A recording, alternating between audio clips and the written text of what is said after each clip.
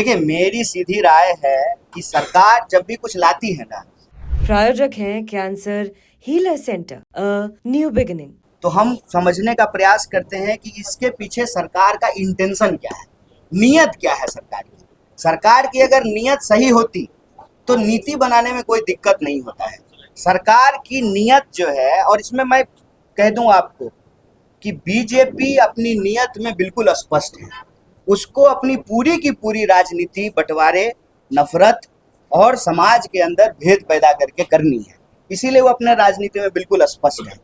कुछ भी करने के लिए जाएगी, उसका मोटिव ये होगा कि समाज को संप्रदाय के आधार पर कैसे जो है आपस में विभाजित कर दिया जाए, लड़ा दिया जाए।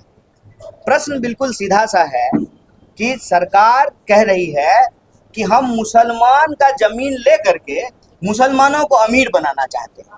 एक सीधा सवाल है। अभी उत्तर प्रदेश ने कहा कि अपने छत पे आप नमाज नहीं पढ़ सकते। अपने छत पर जो नमाज नहीं पढ़ने दे रही है सरकार, वो सरकार उनका जमीन लेकर के उनकी जो है ना गरीबी दूर करना चाहती है। ये नियत समझ लीजिए। कांग्रेस पार्टी का सिंपल कहना है कि अगर आप समाज में कोई ऐसी व्यवस्था ला रहे हैं जिससे समाज में प्रगति हो, लोगों का विकास हो, तो हम सरकार के साथ रहेंगे।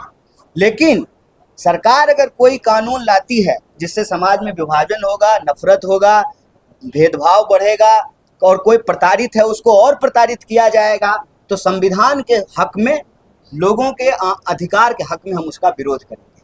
और यह जो बिल है उस पर कांग्रेस पार्टी की स्पष्ट राय है कि ये समाज में विभेद बढ़ाने के लिए, वो अंग्रेज का चाल नहीं था, फूट डालो राज करो, दो कम्युनिटी को आपस में लड़ा दो, वो कम्युनिटी आपस में लड़ते रही और फिर जमीन जो है अपने दोस्त को दे दो।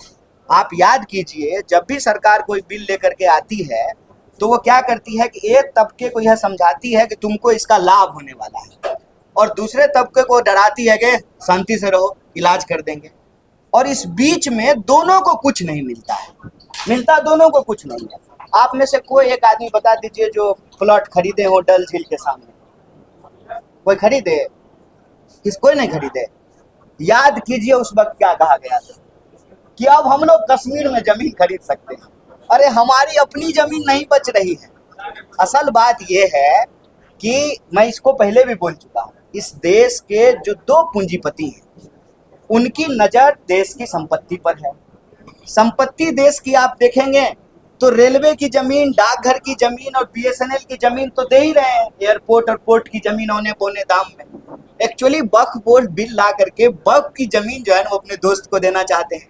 लेकिन समाज को ये कहेंगे कि अपने दोस्त को हम जमीन दे रहे हैं तो समाज उनका साथ देगा, तो समाज को कहते हैं कि इससे आपको फायदा होगा।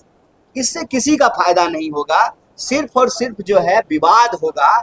और इस विवाद में क्या होगा, जनता के जो बुनियादी सवाल है ना, रोजी रोटी, कपड़ा, मकान, शिक्षा, स्वास्थ्य, सड़क, बिजली, पानी, उसको एक बार फिर राजनीति के विमर्श से गायब कर दिया जाएगा। इस सरकार की हर बात हम मानने को तैयार हो जाएं जिस दिन यह सरकार हर साल 2 करोड़ नौकरी दे दे, 15 लाख रुपया जो है ना खाते में पहुंचा दे, किसानों को उनके फसल का दाम दुगना कर दे। जिस दिन बीजेपी सरकार ये कर देगी ना, हम भी थाली पीटने लगेंगे मोदी जी के लिए। प्रायोजक हैं cancer healer centre new beginning.